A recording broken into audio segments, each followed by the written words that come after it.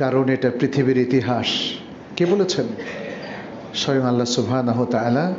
পরের আয়াতে তিনি বলছেন, ওয়ালাকাদ ফাতান্নাল্লাযীনা মিন ক্বাবলিহিম, তাদের আগের লোকদেরকে আমি পরীক্ষা করেছিলাম, তাদেরকেও ফিতনার মধ্যে নিমজ্জিত করেছিলাম। ফালা ইয়ালামান্নাল্লাহু আল্লাযীনা সাদাকু ওয়া লা ইয়ালামান্নাল কাযিবিন। অবশ্যই অবশ্যই আল্লাহ জানতে চান যে তাদের মধ্যে কে সত্যবাদী, কে সত্যের উপর চলে, সত্যের উপর ভিত্তি করে জীবনটাকে সাজায়, আর কারা মিথ্যাবাদী। আম হাসিবাল্লাযীনা ইয়ালামুনা সাইয়্যাতি আন ইয়াসবিকুনা সাআ মা ইয়াহকুমুন। আল্লাহ সুবহানাহু ওয়া তাআলা বলছেন, নাকি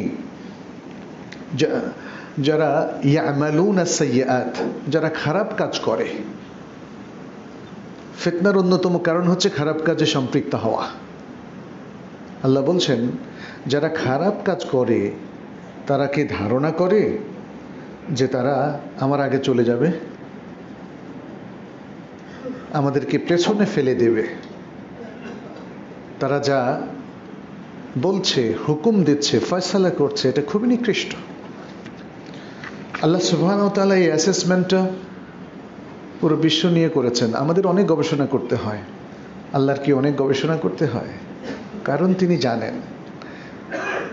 জানেন কি হচ্ছে না হচ্ছে, কি তার ফলাফল, কি তার কনসিকুয়েন্স, অতীতে কি হয়েছে, বর্তমানে কি হচ্ছে, আর ভবিষ্যতে কি ফলাফল এই জনপদের লোকেরা ভোগ করবে, এটা আল্লাহ তাআলা জানেন। এজন্যই তিনি সেই জানার আলোকে যে সমস্ত মহাসত্যগুলো তুলে ধরেছেন আল কোরআনে, আনফর্চুনেটলি আমরা না পড়ার কারণে এগুলো বুঝিও না, জানিও না। আমাদের সমাজবিজ্ঞানীরা কত সোশ্যাল সার্ভে করে, কিন্তু কোরআন পড়ে না। পৃথিবীর বড় বড় বিজ্ঞানীরা কত মহাসত্য আবিষ্কার করে, এরপরে কোরআন পড়ে দেখে, আরে এরা তো আবিষ্কৃত জিনিস উনি নতুন করে আবিষ্কার করলেন। আল কোরআনটা একটু ভালো করে যে মহাসত্যগুলো সেখানে দেয়া আছে, সবগুলোই দেখবেন যে এখনকার মানুষ নতুন করে আবিষ্কার করছে। একটা ঘটনা, সৌদি আরবের প্রখ্যাত একজন শেখ বাংলাদেশে এসেছিলেন 2005 সালে। সেই সভাতে আমিও ছিলাম, ডক্টর আব্দুল্লাহ আল মুসলাহ। তিনি কোরআনিক মিরাকল নিয়ে কথা বলছিলেন এবং সেখানে বললেন, মারাজাল বাহরাইনে ইয়ালতাকিয়ান। এই ঘটনাটা বললেন, লোহিত সাগরে রাশিয়া কিংবা ইউরোপের যে বিজ্ঞানীরা সেখানে লং টাইম ধরে গবেষণা করছেন, তারপরে তারা আবিষ্কার করলেন যে দুটো সাগরের কিছু প্রভেদ রেখা আছে, যেখানে পানি দুই রকম। এই পানিটা এখানে চলে আসার পরেও সে একরকম থাকে না, যে এই রেখার পানি একরকম, ওই রেখার পানি একরকম, অথচ পানি কিন্তু মিক্স হচ্ছে। আপনারা ইউটিউবে এগুলো দেখবেন এখন। তো যখন সেই ইউরোপিয়ান তার সহযোগী, উনি মরক্কান একজন মুসলিম ছিলেন, তাকে বললেন যে এইটা আপনি আজকে আবিষ্কার করলেন, এটা তো আমাদের কোরআনে আছে। তো বলে কি? তখন ওই যে সূরা রহমানের ওটা দেখানো হলো। যতটুকু জানি তিনি ইসলাম গ্রহণ করেছিলেন। এই যে ফিতনা, এই যে ফলাফল, এই যে আমাদের বৈশিষ্ট্যগুলো সব কোরআনে আল্লাহ তাআলা উল্লেখ করে দিয়েছেন। আজকের এই ফিতনার যুগে আমরা আমাদের সন্তানদেরকে কিভাবে মানুষ করব, আসলে মূল টপিক হচ্ছে সেটাই। এদিকেই ফিরে আসতে চাই, অন্যদিকে বেশি কথা বললে মূল টপিকে কথা হবে কম।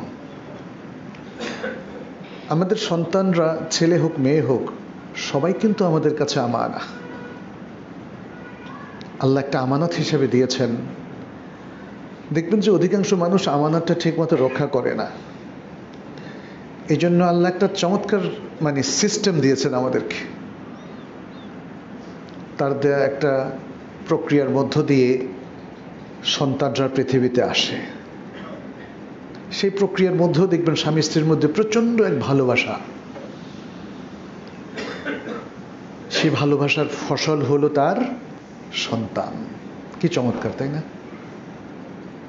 সন্তান হওয়ার পরে সারা পৃথিবীর সকল প্রাণীর মধ্যে মাতৃস্নেহ এবং পিতৃস্নেহ, এটা কার দান? আল্লাহর দান। আল্লাহ যদি এই ভালোবাসাটা তৈরি না করতেন, তাহলে এই অসহায় মানব শিশুগুলোর কি অবস্থা হতো বলেন তো? অন্যান্য প্রাণীকুলের মধ্যেও কিন্তু সে ভালোবাসাটা আছে। আল্লাহ আমাদেরকে আমানত দিলেন, আর এই আমানতের দিকে একটা চমৎকার ভালোবাসাটাও দিলেন। কারণ এই আমানতদারি রক্ষা করতে গেলে আপনার যে আকর্ষণ, যে দায়িত্ববোধ এবং তাদেরকে গড়ে তোলার যে বিশাল সংগ্রাম, এই সংগ্রামে আপনি জয়ী হতে পারবেন না যদি এই ভালোবাসাটা না থাকে। ফলে সন্তানদের প্রতি যে ভালোবাসা বাবা এবং মায়ের, এটা কিন্তু অন্য কোনো রিলেশনে আর নাই। আপনি দেখেন, আপনার প্রতি আপনার মা বাবার যে যতটুকু ভালোবাসা, আপনার মা বাবার প্রতি আপনার ততটুকু ভালোবাসা কিন্তু নাই। মা এবং বাবা সন্তানের জন্য যে পরিমাণ পরিশ্রম করেন, সন্তান কিন্তু সে পরিমাণ পরিশ্রম করে না। উল্টো কি করে? বাবা মাকে ইগনোর করে, উপেক্ষা করে, অথবা নিজের নববিবাহিত স্ত্রী ঠেলায় বৃদ্ধাশ্রমে পাঠিয়ে দেয়। এরকম ঘটনা ঘটে না? ঘটে প্রচুর। তাহলে কোথায় আপনার সে ভালোবাসা বলেন? বাবা মায়ের প্রতি সন্তানের ভালোবাসা এটা অনেকটাই ক্ষণস্থায়ী এবং সময় সাপেক্ষে। আমরা কত সন্তানকে দেখলাম, বাবা মা তাদের জীবনের সব টাকা দিয়ে তাকে হয় কোনো ইউরোপিয়ান স্কুল কিংবা কলেজ ইউনিভার্সিটিতে পড়িয়েছে, অথবা নর্থ আমেরিকান কোনো ইউনিভার্সিটিতে পড়িয়েছে। ওখানে পড়ার পরে ওরা কিন্তু আসলে সহজাত ভালোবাসাটাকে একটু মডিফাই করে ফেলে। বুঝতে পেরেছেন তো? একটু চেঞ্জ করে ফেলে, আপনাকে সেলফিশ করে ফেলবে। আজকের ওয়েস্টার্ন এডুকেশন আপনাকে দুনিয়ামুখী করবে, আর যে দুনিয়ামুখী হবে সে সেলফিশ হবে। কারণ দুনিয়া হয়ে যাবে তখন তার ফার্স্ট প্রায়োরিটি, তার প্রধান আকর্ষণ হচ্ছে দুনিয়া। দুনিয়া এটাকে আর ভেঙে বললাম না। এজন্যে অনেক সন্তান যারা ওয়েস্টার্নে থাকে, বাবা মা মারা গেলেও তাদের অন্তরটা তো অলরেডি মরেই গেছে, আর ভালোবাসা অনুভব করে না। বলে যে তোমরা তার সৎকার করে দাও, দাফন করে দাও, সময় নাই, আমি ব্যস্ত। তোমরা জানো ওয়েস্টার্ন লাইফ কত বিজি লাইফ। কিন্তু সত্যিকারের ভালোবাসা এই জন্য আপনি মুসলিমদের মধ্যেই পাবেন। মুসলিমদের সে ভালোবাসা পেতে গেলে তাকে কিন্তু যেখান থেকে ভালোবাসাটা আসে, অ্যাচিভ হয়, সেই জায়গার সাথে আপনাকে কানেক্টেড থাকতে হবে। সেটা হলো কোরআন সুন্নাহ, আল কোরআন এবং আস সুন্নাহ। যে তার স্রষ্টারকে ভুলে যায়, স্রষ্টার প্রতি ভালোবাসা রাখে না, যে তার স্রষ্টার দেয়া দায়িত্বগুলো, তার রবের ইলাহের দায়িত্বগুলো ভুলে যায়, তার মধ্যে কিন্তু নানা ধরনের পরিবর্তন ঘটবে। এজন্যে মুসলিমরা তাদের দ্বীনের উপর যদি সঠিক থাকতে পারে, তাহলে দেখবেন তার দায়িত্বটাও সঠিকভাবে পালন হয়। তার সেন্স অফ আমানা, সেন্স অফ রেসপন্সিবিলিটি, যেটাকে আমরা বলি দায়িত্ববোধ, এটা তার বেড়ে যায় এবং এটা তার ইনটেক থাকে, টু দ্য পয়েন্ট থাকে।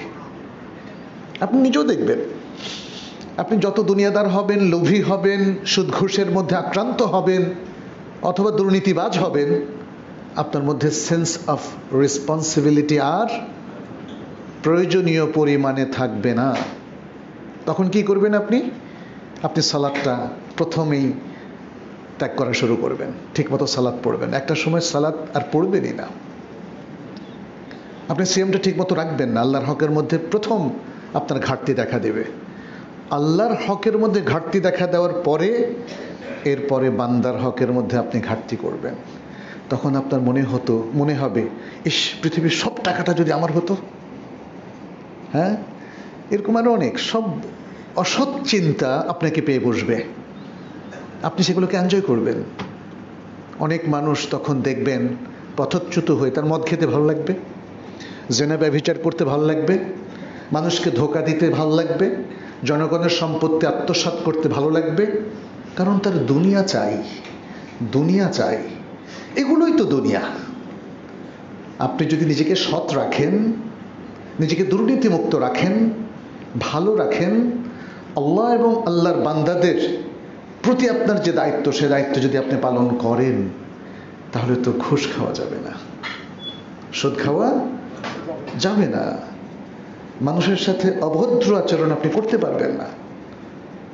আপনার মনের মধ্যে যে ভালোবাসাটা তৈরি হয়, আপনি যদি একজন সজ্জন থাকেন, তখন পৃথিবীর সব মানুষ সে ভালোবাসার অংশীদার হয়ে যাবে। কারণ আপনি কারোর প্রতি ইনসাফ এর বিপরীত কাজ করবেন না, কারোর প্রতি আপনি জুলুম করবেন না। এভাবেই মুসলিম ব্যক্তি সত্তা গড়ে ওঠে according to the Quran and Sunnah. আমাদের এলেমের সাথে বেশি সম্পর্ক দরকার, আবেগের সাথে না। আজকে মুসলিমদের ভরাডিবি ঘটছে তো এই কারণে, প্রত্যেকটা জায়গায় এলেমের ধার ধারছে না। যে কোনো কথা সে ইউটিউবে বলে ফেলে, বক্তৃতায় বলে ফেলে, কিন্তু তার এলেম নাই। আপনি তো কোরআন সুন্নাহর বিপরীতে গিয়ে কোরআন সুন্নাহর ফলাফলটা পাবেন না, এটা বুঝতে হবে। আমরা বলছিলাম সন্তানরা আমাদের কাছে আমানত, সেই আমানতটাকে সঠিকভাবে ব্যবহার করা, তাদেরকে গড়ে তোলা এবং তাদের দুনিয়া আখিরাতকে সুন্দর করে তাদেরকে সম্পদে পরিণত করা, এটা হচ্ছে মা বাবার দায়িত্ব। ইসলাম দেখেন একদম শুরু থেকেই তাদের প্রতি, তাদের তারবিয়াতের প্রতি আমাদের দৃষ্টি আকর্ষণ করেছে। আপনি বিবাহ থেকেই শুরু করতে হবে আপনাকে। আপনি যদি ছেলে হন, আপনাকে আজ-জাওজা আস-সালেহা, একজন ভালো নারী স্ত্রী হিসাবে পেতে হবে। আর আপনি যদি মেয়ে হন, তাহলে আপনার অভিভাবক শুদ্ধ আপনাকে ট্রাই করতে হবে যেন একজন দিনদার আখলাকি বর পাওয়া যায়। আল্লাহ সুবহানাহু ওয়া তাআলা দুই দিকে কিন্তু একটা ট্রিটমেন্ট করেছেন, তাই না? তিনি শুধুমাত্র মেয়েদেরকে মানে টার্গেট করেন নাই যে তাদেরকেই ইতাআত করে যেতে হবে, ছেলে মেয়ে উভয় দিক থেকেই আপনাকে লক্ষ্য রাখতে হবে। সন্তান যখন পেটে আসবে তখন থেকেই আপনাকে কিন্তু তারবিয়াতের কাজটা করতে হবে। আপনি কোরআন শোনা বেশি বাড়িয়ে দেবেন, তারপরে শরীরের যত্ন দেবেন, গর্ভস্থ সন্তান যাতে ক্ষতিগ্রস্ত না হয় সেদিকে খেয়াল রাখবেন, ইত্যাদি আরও অনেক ইনস্ট্রাকশন এখানে আছে। সন্তান যখন জন্ম লাভ করবে তখন তার কিছু সুন্নাহ পন্থা এখানে আমাদেরকে নবী সাল্লাল্লাহু আলাইহি ওয়াসাল্লাম শিখিয়েছেন, তাই না? এখানে যেমন সন্তানের কানে আজান দেওয়ার যে বিষয়টা, এটা উলামায়ে কেরামের মধ্যে একটা ইখতিলাফি বিষয়। ইকামতের বিষয়টা প্রায় সব উলামায়ে কেরাম বলেছেন এটা দাঈফ। বিশিষ্ট উলামায়ে কেরাম মধ্যপ্রাচ্যের তারা সব কিছু পর্যালোচনা করে যেই রেকমেন্ডেশনটা দিয়েছেন, এর মধ্যে ইমাম ইবনুল কাইয়্যিম আর অনেক আগের একজন ইমাম, তার তো নবজাতকের বিষয় তার বই আছে, তারা বলেছেন ডান কানে আজান দিলেই যথেষ্ট, খুব মৃদু লয়ে। তার মানে হচ্ছে একটা সন্তান যেন প্রথমেই আল্লাহর বাণীটা তার কানে ঢোকে। তো এখানে অনেক হাদিস আছে, বেশ কিছু হাদিস দাঈফ, একটা দেখলাম যে হাসান কিংবা সহিহ টাইপের আছে, তিরমিজি বর্ণনা করেছেন। আর এরপরে তাহনিক, আমাদের অনেকে তাহনিকটাই চেনে না, তাই না? তাহনিকটা এটা নবীজির সুন্নাহ। নবী সাল্লাল্লাহু আলাইহি ওয়াসাল্লামের কাছে এই ইনফ্যান্ট বাচ্চাদেরকে সাহাবায়ে কেরাম নিয়ে আসতেন যাতে তিনি তাহনিক করে দেন।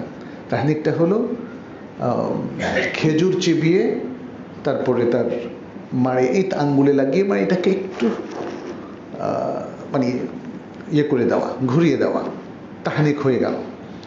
তো তাহনিকটা করতে অনেকে ভয় পান, যাতে ছোট বাচ্চাকে আমি তাহনিক করবো কি করে, কিন্তু আপনি অভ্যাস করে ফেললে দেখবেন যেখানে ভয়ের কিছু নেই। আর খুবই হালকা জিনিস দেবেন যেন তার গলায় সেটা আটকে না যায়, তাহনিক। এরপরে কি আকিকা, নাম রাখা, চুল ফেলার কি চমৎকার সুন্নাহ। আবার এগুলোকে মুস্তাহাব পর্যায়ে রাখা হয়েছে। অনেক সন্তান হওয়ার পরে কিছু কমপ্লিকেশন থাকে, সে যদি হসপিটালে বেশ কিছুদিন থাকে তাহলে এগুলো আপনি একটু পেছাতেও পারেন, কোনো অসুবিধা নাই। এটা মুস্তাহাব পর্যায়ের আমল। সৌদি আরবের প্রখ্যাত বড় বড় আলেমরা এটাও বলেছেন যে 7 দিনের দিন যদি আকিকা করা না যায়, যেমন শেখ সালেহ ফৌজানের একটা ফতোয়া আপনারা দেখবেন, তিনি বলেছেন এটা যেহেতু নবী সাল্লাল্লাহু আলাইহি ওয়াসাল্লামের সুন্নাহর পরেও তো সুন্নাহ আছে, যে নবী সাল্লাল্লাহু আলাইহি ওয়াসাল্লামের সবচেয়ে বড় সুন্নাহটা, মুস্তাহাব টাইপের বড় সুন্নাহটা মিস করে, তাহলে সে সাহাবাদের সুন্নাহকে অ্যাভিল করতে পারে। তার মানে 14তম দিনও আপনি আকিকা করতে পারেন। এবং এরপরে আমাদের সালাফদের কেউ কেউ 21তম দিনেও করেছেন। নবী সাল্লাল্লাহু আলাইহি ওয়াসাল্লাম করেননি, কিন্তু এটার মধ্যে কন্ট্রাডিকশন খুঁজে পাচ্ছেন কেন? আপনি তো সুন্নাহটা মিস করলেন, মাত্র 7 দিনের দিন পারলেন না, তাহলে 14তম দিনের দিন করলে কি সংঘর্ষ হচ্ছে? না, কোনো সংঘর্ষ হচ্ছে না। আপনি মিস করলেন, তাহলে আমরা দেখব যে আর ভালো লোকেরা সাহাবায়ে কেরাম এরপরে কখন করেছে, তাহলে আমরা সেটা আমল করতে পারি। অধিকাংশই দেখা যাচ্ছে যে প্রথম ডেট মিস করার পরে এভাবে করেছেন। 21 দিনে আর অনেক কম সংখ্যক করেছেন, কিন্তু এটাকে তো রাসূলের সুন্নাহ আমরা বলবো না। বাট রাসূল সাল্লাল্লাহু আলাইহি ওয়াসাল্লামকে যারা ভালোবাসতেন তারা মিস করার পরে এভাবে আমল করেছেন, অতএব আমরা সেটা করতে পারি। আর যদি কখনো সেটাও করতে না পারি, 21 দিনটাও মিস হয়ে যায়, তাহলে যে কোনো সময়, কারণ রাসূল সাল্লাল্লাহু আলাইহি ওয়াসাল্লাম বলেছেন 7 দিনের দিন আকিকা করতে, কিন্তু এটা বলেননি এরপর আর করা যাবে না, বলেছেন এরপরে করা যাবে, এটাই সাহাবায়ে কেরাম বুঝেছেন। তা নাহলে তারা করলেন কেন? আমাদের হাদিস এর অনুসারী হলেই হবে না, হাদিসটাকে খুব গভীরভাবে বুঝতে হবে। সালাফের মানহাজ এবং তাদের অ্যাক্টিভিটিস এবং তাদের এই জিনিসগুলো করার যে পদ্ধতি, ম্যাথোডোলজি, ওখান থেকে আমাদের অনেক কিছু বোঝার আছে। চুল ফেলা 7 দিনের দিন, এটা অনেক বাবা মা করতে পারে না। একটা ছোট বাচ্চা, বিশেষ করে একদম প্রথম বাচ্চা যখন হয়, সেটা একটু বেশি ছোট হয়। তা আপনি এই মুস্তাহাবের জন্য পাগল হয়ে গেলে তো হবে না, আপনাকে দেখতে হবে আপনি সুন্দর মতো চুল ফেলতে পারেন কিনা। যদি না পারেন তাহলে ওর মাথা কাইটা গুইটা দিলে এটা কি হলো? হলো না। আর যদি সে ইনকিউবেটরে থাকে তাহলে তার একটু পিছিয়ে দেন। এই সুন্নাহগুলো মুস্তাহাব পর্যায়ের, এগুলো এইভাবে আমল করাটা ভালো, অথবা এর পরেও আমল করতে কোনো অসুবিধা নেই। চুল কাটার পরে ছেলেদের ক্ষেত্রে ওই পরিমাণ রূপা বা তার মূল্য আপনি সাদাকা করবেন, কিন্তু মেয়েদের চুল ফেলা যাবে না, ইত্যাদি। এটা দিয়ে শুরু, কিন্তু আসল কাজ তো এগুলো না। আসল কাজ হচ্ছে যখন তারা বড় হতে থাকবে তাদেরকে মানুষ করা। কারণ মনে হয় প্রাণীর মধ্যে এই মানুষই হচ্ছে সেই প্রাণী যাদেরকে মানুষ হিসাবে তারবিয়ত দিলে মানুষ হয়, আর তা না হলে কি হয়? অমানুষ হয়। মানুষ রূপী অমানুষ হয়। আছে কি না পৃথিবীতে? এরকম আছে। আমানতদারি হচ্ছে প্রত্যেক মা বাবা, আপনারা যারা আছেন, আপনার সন্তানকে মানুষ করা। আল্লাহ তাকে মানুষ হিসেবে সৃষ্টি করেছেন, যথার্থভাবে আল্লাহ তার সৃষ্টির কাজটি করে দিয়েছেন। এরপরে তার বিয়ে দিয়ে মানুষ হওয়ার দায়িত্বটা আল্লাহ আপনাকে দিয়েছেন। এর অনেক প্রমাণ আছে, আমি বলবো আপনাদেরকে। তাকে মানুষ হিসাবে গড়ে তোলার জন্য আপনাকে অনেক কষ্ট করতে হবে। আপনার সন্তান, আল্লাহ তাকে ফুটফুটে সুন্দর মায়াবী চেহারার এক সন্তান দিলেন, কারণ সৃষ্টি তো আমাদের হাতে না। কার হাতে? আল্লাহর হাতে। আলা লাহুল খালকু ওয়াল আমর, আলা লাহুল খালকু ওয়াল আমর, সৃষ্টি এবং নির্দেশ তার। সো কমান্ড করবেন আল্লাহ, সৃষ্টিও করবেন তিনি। এই জন্য সৃষ্টিকে ডিস্টর্ট করার কোনো অধিকার মানুষের নাই। ছোট্ট একটা কথা বলি, যেমন আজকে ট্রান্সজেন্ডার ইস্যু চলে এসছে, এটা কমপ্লিটলি আল্লাহর সাথে যুদ্ধ। ট্রান্সজেন্ডার, লিঙ্গ পরিবর্তন, এটা ইসলামের সাথে ভয়ঙ্করভাবে সাংঘর্ষিক, এমনকি মানবতার সাথেও। আজকে অপরাধী চক্রের অনেকেই ওই ট্রান্সজেন্ডার, যে পুরুষ ছিল আগে এখন মহিলা হয়েছে। ইট ইজ এ টেকনিক। যাই হোক, এটা অন্যদিকে চলে যাচ্ছে কথা। টেকনিক হচ্ছে এটা ছিল আগে ছেলে, এখন সে কিছু অপারেশন করে অথবা ভিন্নভাবে, অনেকে আবার দাবি করে যে সে মনে মনে এখন মেয়ে হয়ে গেছে, তাই না?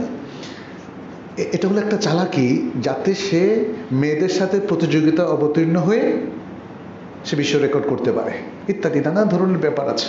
এগুলো একটু গভীরভাবে আমাদেরকে জানতে হবে। এই ব্যাপারগুলো যদি নাও থাকে, তবুও এটা সৃষ্টিকে পরিবর্তন, যে জেন্ডার আল্লাহ দিয়েছেন এটাকে আপনি পরিবর্তন করার অধিকার নেই। তবে যাদেরকে আমরা খুনসা বলি, এরা ট্রান্সজেন্ডার না, কিন্তু এদেরকে আমরা কি বলি? বাংলায় হিজড়া বলি। তবে আরো একটু ভালো কোনো শব্দ হলে ভালো হতো। সবসময় কোনো ত্রুটি পাওয়া গেলে লোকরা কিন্তু খারাপভাবে তার নাম দেয়, যেমন কান কাটা জাহাঙ্গীর, তাই না? জাস্ট একটা উদাহরণ দিলাম। মানে লোকজন কিছু একটা ত্রুটি পেলে তাকে খুব বাজে নাম দেয়, এটা ঠিক না। এখন যারা হিজড়া তাদের তো একটু কমপ্লিকেশন আছে। আরবিতে তাদেরকে বলা হয় খুনসা। হ্যাঁ, কয়েক ধরনের খুনসা আছে। যারা পুরুষ কিন্তু একটু মেয়েলি ভাব আছে, যারা মেয়ে কিন্তু একটু পুরুষালী ভাব আছে। আরেকটা হলো খুনসা আল মুশকিল। সৃষ্টিগতভাবে তারা এটা শিকার, অতএব এদের জন্য অপারেশন করে একটু বেটারমেন্টের সুযোগ আছে। আর আপনার আমার মতো সুস্থ মানুষ অপারেশন করে ট্রান্সজেন্ডার হওয়ার কোনো সুযোগ নেই, এটা মনে রাখবেন। এটা অপরাধ, এটা ক্রিমিনাল অফেন্স, অতএব এটা করা যাবে না। সন্তানদের ক্ষেত্রে দেখেন, আল্লাহ তাদেরকে যে অ্যাপিয়ারেন্সটা দিয়েছেন কি চমৎকার সুন্দর, একটা ফুটফুটে সন্তান। এমনকি কালো হলেও তো আমাদের মায়া লাগে, শুধু বাবা মা না, আমাদের সবারই মায়া লাগে, তাই না? তা আল্লাহর কাজটা করে দিয়েছেন। আল্লাহ একটা কাজ আমাদের হাতে তুলে দিয়েছেন, সেটা হচ্ছে আল্লাহ যে ফিতরাতের উপর এই সন্তানকে সৃষ্টি করলেন, আপনার কাজ হচ্ছে সেই ফিতরাতের উপর কন্টিনিউ করা। সহিহ বুখারী মুসলিমের সে বিখ্যাত হাদিস তো আপনারা জানেন। নবী সাল্লাল্লাহু আলাইহি ওয়াসাল্লাম বলেছেন, কুল্লু মাউলুদিন ইউলাদু আলাল ফিতরাহ। প্রত্যেক নবজাতক শিশু ফিতরা তথা নেচার এর উপর জন্মগ্রহণ করে থাকে। নেচারটা কি? উলামায়ে কেরাম বলেন, নেচার হচ্ছে সেই জিনিস ডিস্টরশনের আগে তার যে অবস্থা সেটা। আচ্ছা, আল্লাহ যখন সৃষ্টি করলেন, আল্লাহ কি তাকে অবাধ্য কাফের হিসেবে বানিয়েছেন? আল্লাহ কি তাকে জীবনের প্রথম দিক থেকে পাপী করে দিয়েছেন? এটা কি কোনো নবজাতক শিশু, ছেলে অথবা মেয়ের ক্ষেত্রে এটা ঘটেছে? ঘটেনি। সে যেহেতু আল্লাহর সৃষ্টি, স্বাভাবিকভাবেই আল্লাহর প্রতি একটা আকর্ষণ, আল্লাহর প্রতি একটা বিশ্বাস তার সহজাত থাকবে। এই যে সহজাত স্বভাবটা, এটাই হলো ফিতরাহ। অতএব উলামায়ে কেরাম জোর করে এই শব্দটার উপর ইসলাম কথাটা এমনি চাপিয়ে দেননি। এটা চাপিয়ে দেওয়ার ব্যাপার না। মানুষের সহজাত স্বভাব হলো যে তাকে ক্রিয়েট করেছে তার স্বীকৃতি দেওয়া, তাওহীদের স্বীকৃতি দেওয়া, এটা হলো ফিতরাহ। আর পৃথিবীতে একটাই রিলিজিয়ন আছে যেটা তাওহীদের স্বীকৃতি দেয়, সেটা হলো ইসলাম। অন্যরা কোনো না কোনোভাবে নাস্তিকতা অথবা পৌত্তলিকতা অথবা কুফরির সাথে সম্পৃক্ত, সবগুলো অন্য সকল ধর্মই। তো এটা কোনো আক্রমণাত্মক কথা না, ইট ইজ দ্য রিয়ালিটি, তাই না? আপনাকে তো অ্যাসেস করতে হবে। পৃথিবীতে এখন অধিকাংশ জায়গাতেই আপনি দেখবেন খারাপের রাজত্ব চলছে। খারাপ, এটা তো রিয়ালিটি। যারা খারাপভাবে রাজত্ব করছে তাদের কষ্ট লাগবে, তারা হয়তো রিয়্যাক্ট করবে। তারা রিয়্যাক্ট করুক আর যাই করুক, but this is the reality. তো এক্ষেত্রে আমরা যেটা বলতে চাচ্ছি, তাহলে আল্লাহ রাসূল সাল্লাল্লাহু আলাইহি ওয়াসাল্লাম বলছেন, প্রত্যেক নবজাতক শিশু ফিতরাতের উপর, অর্থাৎ তার সহজাত প্রবৃত্তির উপর, অর্থাৎ তাওহীদের উপর সে জন্মগ্রহণ করে।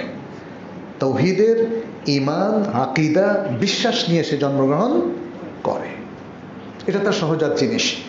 এখন মা বাবার দায়িত্বটা কি? মা বাবার দায়িত্ব হচ্ছে আল্লাহ যে সহজাত প্রবৃত্তির উপরে, স্বভাবের উপর তাকে সৃষ্টি করলেন, আপনি সেটাকে নারিশ করবেন, সেটাকে ধরে রাখবেন। কোনো মা বাপ কি তার কোনো সন্তানের বলে যে দুটো চোখ দরকার কি, একটা চোখ দরকার, একটা চোখ ঘুটে নষ্ট করে দাও, করে এটা? দুটো কানের দরকার কি, একটা কান নষ্ট করে দাও, করে এটা? এত মানে দেখেন, আপনি কিন্তু তার শারীরিক সব কিছুকেই প্রচণ্ড রকম তাকে সেবা যত্ন করে গড়ে তুলছেন, কিন্তু তাওহীদের ব্যাপারটা, ফিতরাতের ব্যাপারটা কেন ইগনোর করছেন? আপনার উচিত তাকে যেন ফিজিক্যালি যেভাবে তাকে গড়ে তুলছেন, তার ফিতরাত এবং তাওহীদটাকেও সেভাবে আপনার তারবিয়াত এবং এডুকেশনের মাধ্যমে গড়ে তোলা। তাহলে আমানতদারিটা পালন হবে, তাহলে আমানতদারিটা পালন হবে। ফিতরাতের উপর মানুষকে গড়ে তোলার জন্য একটা প্ল্যান প্রোগ্রাম লাগবে, সেটাই হচ্ছে রেসপন্সিবিলিটি, সেটাই হচ্ছে আমানতদারি। দেখেন হাদিসের শেষে কি বলেছেন নবী সাল্লাল্লাহু আলাইহি ওয়াসাল্লাম? বলেছেন ফাআবাওয়াহু ইউহাউইদানিহি আও ইউনাসসিরানিহি আও ইউমাজ্জিসানিহি। তার বাবা মায়ের পরে তাকে তার ফিতরাতটা পরিবর্তন করে দেয়। কেউ ফিতরাত পরিবর্তন করে তাকে ইহুদি বানিয়ে দেয়, কেউ ফিতরাত পরিবর্তন করে তাকে নাসারা বানিয়ে দেয়, কেউ ফিতরাত পরিবর্তন করে তাকে অগ্নি উপাসক কিংবা পত্তলিকে পরিণত করে। আর মুসলিমরা এই ফিতরাতটাকে ধরে রাখে, তারা এই ফিতরাতের উপর ভিত্তি করে তার সন্তানকে গড়ে তোলে।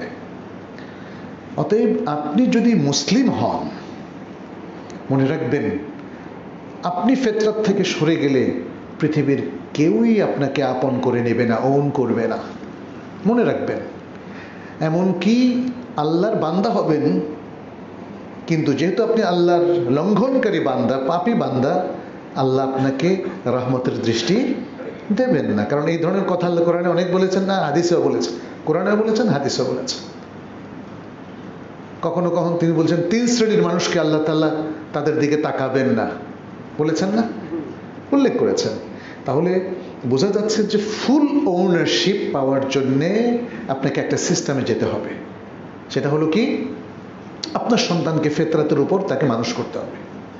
ফিতরাত থেকে চ্যুত হয়ে গেলে সে তখন অমানুষ হবে। আমি ইহুদিদের কথা বলেছি, আল্লাহ রাসূল সাল্লাল্লাহু আলাইহি ওয়াসাল্লাম যখন এই হাদিসে বললেন বাবা মা তাকে ইহুদি করে, এটা কিন্তু একটা সমালোচনা, একটা ক্রিটিক, বুঝতে হবে। নাসারা করে, এটাও আরেকটা ক্রিটিক। ইহুদিরা আজকে ফিলিস্তিনে কি করছে দেখছেন না? এটা কোনো মানুষ করতে পারে? ইয়া সালাম, ইয়া সালাম। একটা জাতিকে পুরো নিশ্চিহ্ন করে এখন নাকি তারা সেখানে জনবসতি তৈরি করবে আর দখল করবে। ভাবা যায় সেটা? কোনো মানুষের পক্ষে এটা সম্ভব? অতএব বিষয়গুলো নিয়ে কিন্তু আমাদের ভাববার বিষয় আছে। আপনার মাইন্ডসেটটা যদি কেউ নষ্ট করে দেয়, আপনি যদি ইহুদিদের গৃহে বড় হন, আপনি যদি খ্রিস্টানদের গৃহে বড় হন, আপনি যদি হিন্দুদের কাছে বড় হন, আপনি দেখবেন আপনার মুসলিমকে আর ভালো লাগবে না, ইসলামকে আর ভালো লাগবে না।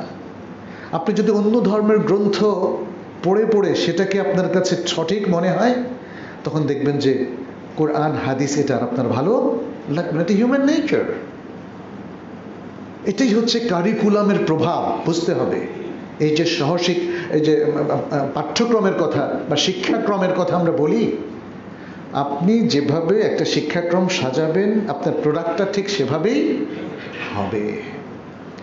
অতএব আমাদের বাবা মা, আপনারা যারা আছেন, আপনি আপনার সন্তানকে কোন পাঠ্যক্রম বা কারিকুলামের ভিত্তিতে গড়ে তুলবেন এই সিদ্ধান্ত কিন্তু আপনাকে নিতে হবে। আপনি যেন তেন ভাবে কিছুই তৈরি করেন না। এই যে ধরেন একটা টুপি, এই যে আমার নেটের টুপিটা দেখেন, এটা বাংলাদেশেই কোনো এক অঞ্চলের পুরুষ অথবা মহিলারা হাতে বুনেছে, যেন তেন করে করেছে না। যে কোনো ছোট্ট জিনিস, বাচ্চাদের খেলনাও দেখেন, প্রোডাক্টটা তৈরি করার জন্য তার একটা ম্যানুয়াল আছে, তার একটা সিস্টেম আছে, মেশিন আছে, এবং সেভাবে আস্তে করে তারা তাদের কাঙ্ক্ষিত প্রোডাক্টটা তৈরি করে। আমাদের কাঙ্ক্ষিত প্রোডাক্টটা কি? আমাদের সন্তান। তাকে আপনি কিভাবে তৈরি করতে চান সেইভাবে কি প্ল্যান নিতে হবে না? নাকি তাকে আপনি ছেড়ে দিবেন রাস্তার ছেলে মেয়েদের সাথে, অথবা ইউরোপিয়ান ছেলে মেয়েদের সাথে, কিংবা আমেরিকান ইউনিভার্সিটির ছেলে মেয়েদের সাথে আপনি ছেড়ে দিবেন? ওখানে কি সে ইসলাম শিখবে? ওখানে কি সে আখলাক শিখবে? ওখানে যে সে সবাইকে ওপেন দেখে, ফ্রি সেক্স দেখে, অশ্লীল দেখে, মেয়েদেরকে অত্যন্ত স্বল্প বসনা দেখে, কি কালচার শিখবে আপনি বলেন তো? কি কালচার শিখবে? ওগুলো তার গা সওয়া হয়ে যাবে না? যে জেনা ব্যভিচারের পরিবেশের মধ্যে থাকে, এটা কি তার গা সওয়া হয়ে যাবে না? হয়ে যাবে। মনে রাখবেন, এভাবে আল্লাহ তাআলা একটা সিস্টেম দিয়ে দিয়েছেন। আপনি ভালোর সাথে থাকলে ভালো হবেন, খারাপের সাথে থাকলে ভালো হওয়াটা খুব রেয়ার। যদি না কোনো স্পেশাল প্রোটেকশন আপনার থাকে আল্লাহর পক্ষ থেকে অথবা আল্লাহর কোনো বান্দার পক্ষ থেকে, আপনি নিজেকে কোনোদিন ভালো করে গড়ে তুলতে পারবেন না। সন্তানকে কিভাবে শিক্ষায় হাতে খড়ি দিয়েছেন? আমি এর আগে একটা আলোচনায় বলেছিলাম, দেখেন, বাবা মা হলো পৃথিবীর সবচেয়ে প্রিয় দুজন মানুষ। আর প্রিয় মানুষের কাতারে কে এক নম্বরে বলেন তো? মা। এখানে কিন্তু আর কোনো বিতর্কের কোনো সুযোগ নাই। কোরআনও বলছে এবং রাসূল সাল্লাল্লাহু আলাইহি ওয়াসাল্লাম হাদিসে বলছেন, বরং হাদিসে তিনি আরো ক্লিয়ার করে দিয়েছেন মায়ের পজিশন প্রথম 3 বার। 4টা প্রায়োরিটির মধ্যে 3টা প্রায়োরিটি পাচ্ছে মা, তাও 1, 2 আর 3, আর চতুর্থটা হলো বাবার জন্য। কিন্তু এখন বাবাও কিন্তু আরেক দিকে মায়ের চাইতে উপরে, ওটা ভুলে গেলে চলবে না। আমরা একজন মানুষকে যখন 1 নম্বরে বসাই তখন ভুলে যায় it is not from all perspective, it is from some perspective. কিছু কিছু দিক থেকে তিনি 1 নম্বরে, সব দিক থেকে নন। বাবা 1 নম্বরে কোন দিক থেকে জানেন? অভিভাবকত্বের দিক থেকে। আমাদের পৃথিবীর সবচেয়ে প্রিয় অভিভাবক হচ্ছেন বাবা, মা না কিন্তু। কে? বাবা। বাবা বাবা আমাদের মেন্টর,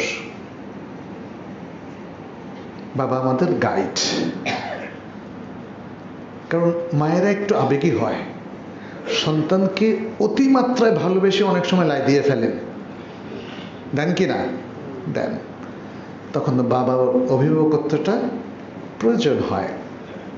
এছাড়াও ইসলামের নিয়ম অনুযায়ী নারীকে ইসলাম সম্মাননা দিয়েছে, সব কিছু দিয়েছে, তার যা যা প্রাপ্য অধিকার আছে সবটাই দিয়েছে, কোথাও তাকে ঠকানো হয় নাই। কিন্তু এখানে দেখা যাচ্ছে অনেক জায়গায় পুরুষকে সেখানে অভিভাবকত্বের আসনে বসানো হয়েছে। এটা একটা ন্যাচারাল সিস্টেম, এটা ন্যাচারাল সিস্টেম। আপনি উদ্ভিদ জগতের মধ্যে গবেষণা করেন, আপনি বাঘ, সিংহ কিংবা প্রাণীকুলের মধ্যে গবেষণা করেন, আপনি কিন্তু এগুলো পাবেন। তো এটার জন্য আল্লাহকে কি আমরা ব্লেম করতে পারবো? বা আমাদের নারীরা আল্লাহর উপর অখুশি হতে পারবে? পারবে না। আর এই যে বিষয়গুলো দেখেন, ভালো দিনদার নারীরা, তারা কি আল্লাহকে ভালোবাসে না? ভালোবাসে। তারা কি কখনো প্রশ্ন করে যে আল্লাহ তালাকটা দিলে পুরুষের হাতে, আমার হাতে দিলা না? এই অভিযোগ আমাদের ইতিহাসে 1400 বছরে কোনো নারী করেছে? করেনি। আল্লাহর সিস্টেমটাকে রিয়ালাইজ করতে হবে, কারণ এই সিস্টেমটা শুধু খণ্ডিত 2-1টা চিত্র দিয়ে আপনি পাবেন না। It is a total system, a total programme, the most wise system of life. এটা বুঝতে হবে। আপনি একজন নারী যদি ইসলামের সমালোচনা করতে চায়, তাহলে ইসলামের টোটাল সোশ্যাল স্ট্রাকচারটা তাকে জানতে হবে, রিলিজিয়াস স্ট্রাকচারটা জানতে হবে, সাকসেশন স্ট্রাকচারটা তাকে জানতে হবে। ওগুলো যদি না জেনে সে হঠাৎ করে কেউ একজন বুঝালো ইসলামের এই জিনিসটা তো ভালো না, তখন তার মাথায় ঢুকে যাবে, ইয়েস ঠিকই বলেছেন। এবং এভাবে আজকে আমাদের মুসলিমরা বিভ্রান্ত হচ্ছে। আমাদেরকে বিভ্রান্ত করছে মূলত প্রাচ্যবিদেরা, ওয়েস্টার্ন সেই সমস্ত স্কলার যারা আমাদের প্রাচ্য নিয়ে গবেষণা করে, আমাদের দেশ নিয়ে গবেষণা করে, মধ্যপ্রাচ্য নিয়ে গবেষণা করে, আমাদের ইসলাম নিয়ে গবেষণা করে। প্রাচ্যে বসে বসেছে আমাদের ইসলাম নিয়ে গবেষণা করে আমাদের মাইন্ডসেটটা তৈরি করে দেয়।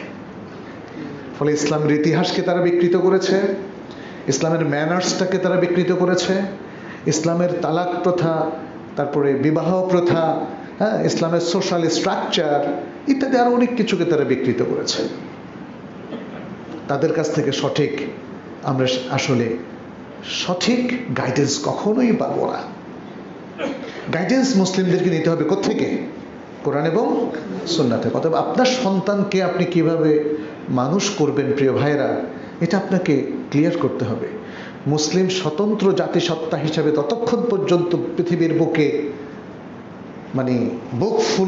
বুক ফুলিয়ে দাঁড়াতে পারবে না, যতক্ষণ পর্যন্ত না সে নিজেদের স্বাতন্ত্র্যকে রক্ষা করে। স্বাতন্ত্র্য হবে ঈমান আকীদায়, আমাদের অ্যাক্টিভিটিস, আমাদের মোরালিটি, আমাদের চমৎকার ইসলামিক নৈতিকতা, সত্যবাদিতা, সরলতা, ভদ্রতা, এগুলো হচ্ছে আমাদের মুসলিমদের সম্পদ। এগুলো কি আমরা অনেক সময় মনে করি ভদ্র অ্যাপ্রোচটা এটা দুর্বল? নো, এটা সবচেয়ে সবল। এখন বাবা মা যদি আপনি ইংলিশ মিডিয়ামটাকে, তাদের কালচারটাকে বড় মনে করেন, ভুল করবেন। আপনি যদি মিশনারি স্কুলগুলোতে পাঠান, ভুল করবেন। আপনি যদি ইউরোপ আমেরিকার বিশ্ববিদ্যালয়গুলোতে পড়িয়ে মনে করেন যে আপনার সন্তান এখন জাতে উঠলো, অনেক বড় ক্যারিয়ার তৈরি করলো, আপনি ভুল করবেন। আজকে মুসলিমদের ভরাডুবি এই কারণে হচ্ছে। আমাদের চিন্তা চেতনায় ব্যাপক পরিবর্তন, কারণ আমাদের লোকজন পড়াশোনা করছে সব বাইরে।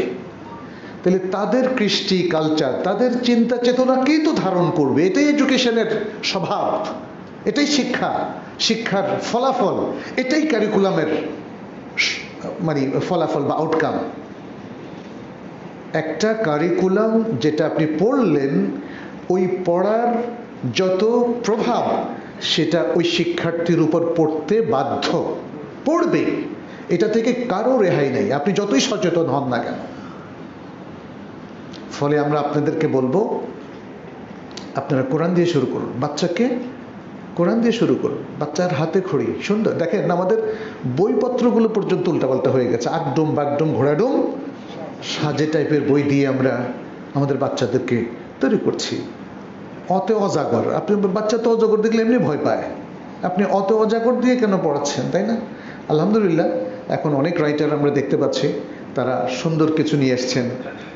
সেটা আলিফ বা তাসার ক্ষেত্রে, এবিসিডির ক্ষেত্রে এবং ও আ কখর ক্ষেত্রেও তারা সেটা করছেন। এটা খুব গুরুত্বপূর্ণ, এগুলোকে ইগনোর করার সুযোগ নেই। ছোট বাচ্চাকে ছোট সময় থেকে আপনাকে ভালো তারবিয়া দিতে হবে, এবং সে যেন কখনোই ভুলভাবে মানুষ না হয়। আনফর্চুনেটলি আমাদের মুসলিম দেশে সমস্যা শুধু ওয়েস্টার্নাররাই করে নাই।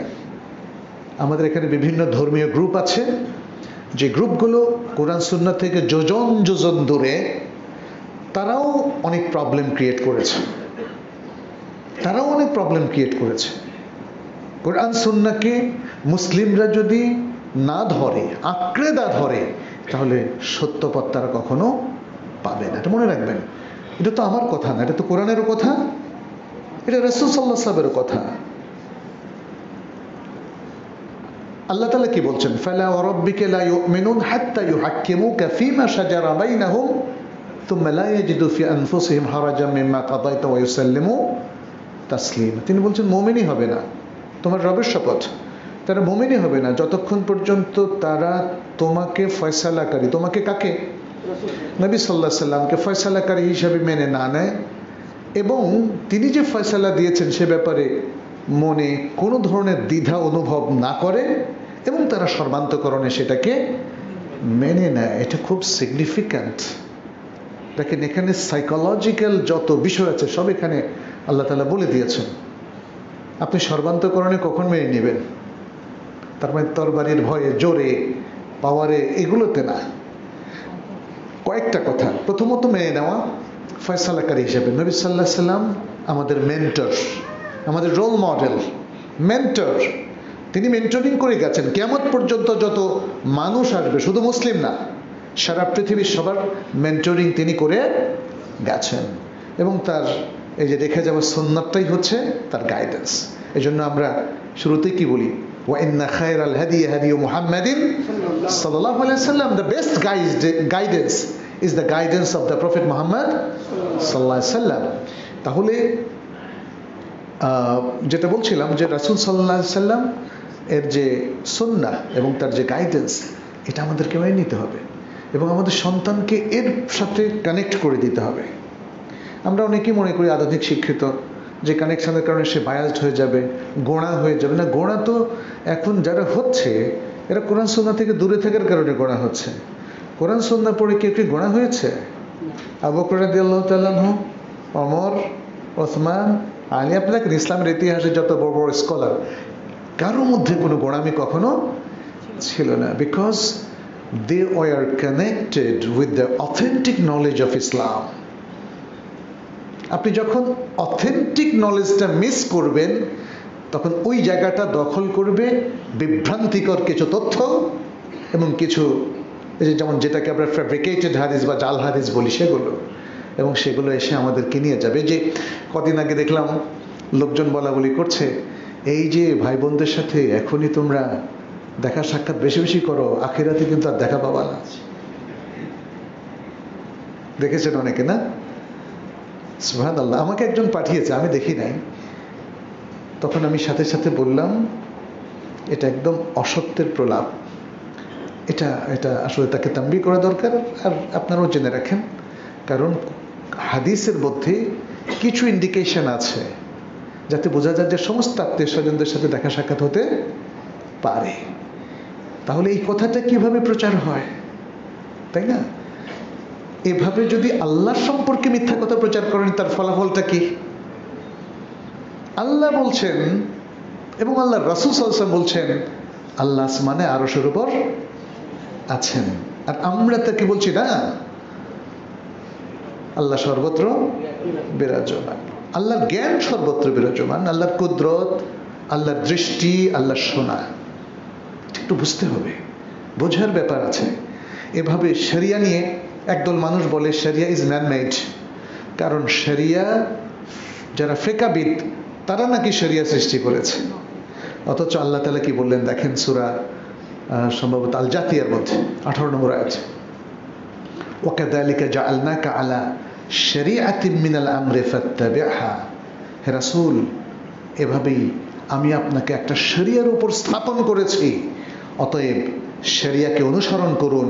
ওয়ালা তাত্তাবি আহওয়া আল্লাযিনা লা ইয়ালামুন, আর যাদের নলেজ নাই, যারা জানে না, তাদেরকে অনুসরণ করবেন না। প্রিয় ভাইয়েরা, কথা খুব সলিড। এখানে হয়তো প্যারেন্টিংয়ের আরও অনেক সুন্দর সুন্দর ইসলামিক ফর্মুলা আছে, সেগুলো আমাদের জানতে হবে, বুঝতে হবে। কিন্তু আমাদেরকে অবশ্যই আমাদের সন্তানকে আমানত হিসাবে গ্রহণ করতে হবে। এবং একটা জিনিস আপনার কাছে আমানত রাখার পর আপনি যতটা কেয়ারফুলি ওটাকে প্রোটেক্ট করেন, আপনার সন্তানকে ততটা বা তার চেয়ে বেশি কেয়ারফুলি প্রোটেক্ট করতে হবে, এজন্য বকে না যায়। এই যুগের ফিতনা, আমরা শুরুতেই বলেছিলাম ফিতনার কথা, নানা ফিতনায় আমাদের সন্তানরা কিন্তু আক্রান্ত হচ্ছে। আমাদের সন্তানরা সোশ্যাল প্ল্যাটফর্মের ফিতনায় আক্রান্ত হয়েছে, Android phone, tab, gadget culture যেটাকে বলা হয়, ওটার দ্বারা আক্রান্ত হয়েছে। পারছি না আমরা তাদেরকে তুলে নিয়ে আসতে।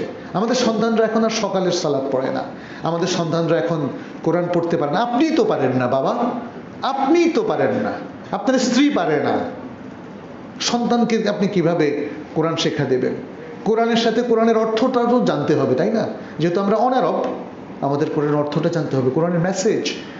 আমি ডক্টর মোহাম্মদ শাইবানি, মদিনা ইউনিভার্সিটির একজন প্রখ্যাত প্রফেসর, তাকে জিজ্ঞেস করেছিলাম, ওস্তাদ, এই যে অনেকেই কোরআন হাদিস মুখস্থ করে কিন্তু তাদের মধ্যে সুন্দর আখলাক পাচ্ছি না, হোয়াটস দ্য রিজন? উনি বললেন, because they memorised the text of the Quran and the text of hadith, but they are missing the education of the Quran and the education of hadith, of sunnah. কোরআন এবং সুন্নাহর যে education, শিক্ষা, যে তারবিয়া, যে প্রশিক্ষণ, মুসলমানদের বহু মানুষ সেটাকে মিস করছে। সেই এডুকেশনটা তারা পাচ্ছে না। ফলে এডুকেশনটা না পেলে এটা তো তাবিজের মতো কাজ করবে। আর তাবিজটা কি আসলে অথেন্টিক কিছু? অথেন্টিক কিছু না। আপনি যেমন ওয়েস্টার্ন বইগুলো যদি সাজিয়ে রাখেন আপনার বইতে, নলেজটা তো আসবে না। পৃথিবীর যে কোনো বই, এখন মানুষ বই কিনে সাজিয়ে রাখে, পড়ে না। আর ইসলামটাও এখন আমাদের এরকম শোপিসের মতো হয়ে গেছে। আমরা ইসলামটাকে শোপিস হিসাবে ঘরে রাখছি, মুসহাফ আর অনেক কিছু। অনেকে এখন কাবার রেপ্লিকা নিয়ে আসেন। কাবার রেপ্লিকা এত দাম দিয়ে আপনি কি করবেন বলেন তো? ভাষাকে সিম্পল রাখেন। এই যে আমি তারবিয়াতের কথা বলছি না, প্যারেন্টিংয়ের অনেকগুলো ব্যাপার আছে। ভাষাকে খুব সিম্পল রাখেন। যত ভাষাকে সাজিয়ে রাখবেন ততই মৃত্যুর সময় আপনার কষ্ট হবে, মনে রাখবেন। এবং আপনার সন্তানকে আপনি একটা ব্যাড তারবিয়া দিলেন, তাকে বুঝালেন, বাবা এইভাবে জাঁকজমকপূর্ণ জীবনযাপন করতে হয়, আর সেজন্য প্রয়োজন হলে ঘুষও খাইতে হয়। অনেক বাবারা এই কাজটা করছেন না? করছেন। বিশ্বাস করেন প্রিয় ভাইরা, একটা সিম্পল লাইফ লিড করার চেষ্টা করেন। জৌলুসময় জীবন জান্নাতে গিয়ে করবেন যদি জান্নাতের উপর আপনার বিশ্বাস থাকে। আর যদি বিশ্বাস না থাকে তাহলে আমাদের কোনো আলোচনা আপনার জন্য নয়। আপনি যদি জান্নাতে বিশ্বাস করেন তাহলে জান্নাতে গিয়ে জৌলুসময় জীবন যাপন করবেন। এই পৃথিবীতে আসুন আমরা ভালো কিছু কাজ করি। আমরা মানুষের জন্য কাজ করি, মানবতার জন্য কাজ করি, ভালোর জন্য কাজ করি, সমাজের জন্য কাজ করি, দেশের জন্য কাজ করি, আর মানুষের মধ্যে একটু ভালোবাসা ছড়িয়ে দেই। মানুষ এখন বিদ্বেষী। একটা পরিবারের মধ্যেই স্বামী স্ত্রী সন্তান সন্ততি একজন আরেকজনকে কিভাবে ব্লেম করছে। গতকালকে একটা কাউন্সিলিং করেছিলাম, তিনি বললেন যে তাদের তালাক হয়ে গেছে, এখন ফেসবুকে একজন আরেকজনকে ব্যভিচারী ব্যভিচারিণী বলে ইয়ে করছে। সুবহানাল্লাহ, মুসলিম পরিবারগুলো কি আজকে এতই দুর্দশাগ্রস্ত হয়েছে যে আপনার ইন্টারনাল প্রবলেমগুলো, ধরলাম তালাক হয়ে গেল, ফেসবুকের মতো পচা জায়গায় কেন পারিবারিক ইস্যুগুলোকে নিয়ে আসছেন? ব্যাড এডুকেশন, এগুলো যদি আপনার সন্তান দেখে আপনাকে কোনোদিন ক্ষমা করতে পারবে না, প্লাস সেও হারিয়ে যাবে। Everyone will be lost. যদি নিজেদেরকে বাঁচিয়ে রাখতে চান, ভালো রাখতে চান প্রিয় ভাইয়েরা, তাহলে নিজেদেরকে গঠন করেন। আত্মগঠন, ইসলাম তো আত্মগঠনের কথা বলে। আপনাদের ঈমান, আকীদা, ইবাদত সুন্দরভাবে পালন করেন, আপনাদের আখলাকটাকে সুন্দর করেন, হালাল হারাম বেঁচে চলেন। এটাও সন্তানদের জন্য একটা গুড তারবিয়া, গুড এডুকেশন। এরপরে প্রায়োরিটি লিস্টে আপনি দেখেন কোন শিক্ষা প্রতিষ্ঠানে পড়াবেন, এটা নিয়ে আমি কথা বলেছি। আপনার শিক্ষা প্রতিষ্ঠান হতে হবে ফুল শরিয়া সম্মত শিক্ষা প্রতিষ্ঠান। আপনি আপনার সন্তানকে যদি মনের মতো গড়ে তুলতে চান তাহলে আল্লাহওয়ালা হিসাবে গড়ে তোলেন। একজন মুসলিম সবসময় স্বপ্ন দেখে তার সন্তানকে আল্লাহওয়ালা রব্বানি হিসাবে গড়ে তুলবে, তাই না? আপনারা কি সে স্বপ্ন দেখেন? যদি দেখেন, সে আয়োজনটা লাগবে। স্বপ্ন দেখলেই হবে না, স্বপ্নের জন্য আয়োজনটা। একটা সুন্দর সোনার বাংলাদেশ গড়ার জন্য আমরা, তাই না, কতজনই স্বপ্নের কথা বলে, কিন্তু আয়োজনটা আছে? আয়োজন অনেক সময় বিপরীত। আপনি চুরি চামারি দুর্নীতি করে কিভাবে স্বপ্ন বাস্তবায়ন করবেন? আর স্বপ্ন তো আপনার একার না, পুরো দেশবাসীর, সবার স্বপ্ন। সবার স্বপ্নের জন্য আত্মত্যাগ করতে হবে। আত্মস্বার্থ বিসর্জন দিয়ে অন্যের স্বার্থকে প্রাধান্য দিতে হবে, সামষ্টিক স্বার্থকে প্রাধান্য দিতে হবে। ইসলাম এগুলো শিখিয়েছে, ইসলাম এগুলো শিখিয়েছে। আর এই সব কিছু আমরা বড়রা যারা আছি আমাদের কাছ থেকে শিখবে আমাদের সন্তানেরা। অতএব শুধু পুঁথিগত শিক্ষা নয়, বাস্তব জীবনের শিক্ষা, আপনার আচরণ, আপনার ইন্টারাকশন, ফ্যামিলির অভ্যন্তরে, ফ্যামিলির বাইরে, আপনার সন্তানের সাথে আপনার আচরণ এবং তাদেরকে প্রাধান্য দেওয়া, স্নেহ, মাতৃস্নেহ, পিতৃস্নেহ দেওয়া, এগুলো সবই হচ্ছে আপনার আমানতদারির অংশ। আপনি যদি এগুলো না করেন তাহলে আপনার সন্তান কখনোই ভালো মানুষ হিসাবে গড়ে উঠবে না। আর আপনার সন্তানকে যদি আপনি ইসলামী শিক্ষা দিয়ে গড়ে তোলেন, সে হবে পৃথিবীর সম্পদ, আল্লাহর নৈকট্যপ্রাপ্ত বান্দাদের মধ্যে অন্তর্গত, এবং পৃথিবীর সকল মানুষের উপকারে সে আসবে। আল্লাহ আমাদের সকল সন্তানকে ঠিক মতো গড়ে তোলার তৌফিক দান করে। আল্লাহ যেন আমাদেরকে যে আমানত দিয়েছেন সে আমানতটাকে আমরা সঠিকভাবে পালন করতে পারি, সে তৌফিক দান করেন। আকুলু কাউলি হাদা ওয়া আস্তাগফিরুল্লাহ লি ওয়া লাকুম ওয়া লিসাইরিল মুসলিমিন ফাস্তাগফিরুহু ইন্নাহু হুয়াল গফুরুর রহিম।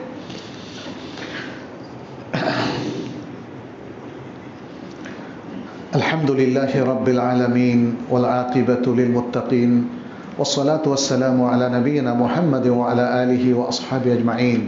ইবাদাল্লাহ ইত্তাকুল্লাহ ওয়া কুনু মাআল মুহসিনিন ওয়া কুনু মাআল মুত্তাকিন ওয়াল মুমিনিন আল মুখলাসিন। আল্লাহুম্মা তাকাব্বাল মিন্না ইন্নাকা আনতাস সামিউল আলিম ওয়া তুব আলাইনা ইন্নাকা আনতাত তাওয়াবুর রহিম। ইবাদাল্লাহ, আপনাদের প্রতি আবারও সংক্ষেপে একটা ছোট্ট আহ্বান, সেটি হচ্ছে আসুন আমরা বাবা মা হিসেবে আমাদের দায়িত্ব পালন